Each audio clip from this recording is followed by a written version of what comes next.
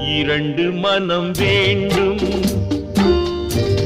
இறைவனிடம் கேட்பேன். நினைத்து வாழ ஒன்று, மறந்து வாழ ஒன்று. இரண்டு மனம் வேண்டும் இறைவனிடம் கேட்பேன். நினைத்து வாழ ஒன்று, மறந்து வாழ ஒன்று. இரண்டு மனம் வேண்டும்.